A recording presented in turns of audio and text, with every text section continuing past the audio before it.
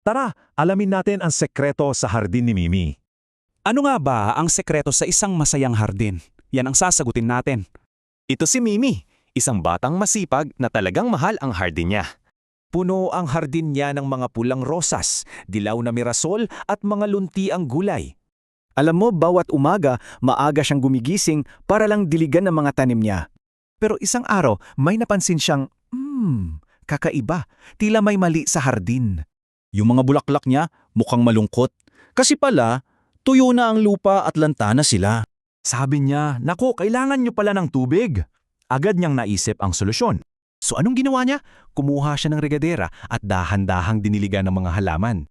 Buti na lang, tinulungan din siya ng kuya niya sa pagbunot ng mga damo.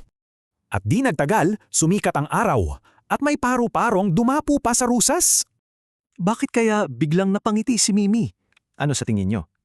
Yung ngiti niya, tanda yun na masaya siyang makita na malusog na ulit ang mga halaman. Kita niya yung pagkakaiba, dati malungkot, ngayon masaya na ang hardin dahil sa tubig. So, ano pala talaga ang pangunahing aral sa kwentong ito? Simple lang pala, kapag inalagaan natin ang kalikasan, binabalik nito sa atin ang ganda. Si Mimi, ipinakita niyang siya'y responsable, mapag-alaga at syempre masipag. At ngayon, para sa iyo naman, paano mo ipinapakita ang iyong pag-aalaga?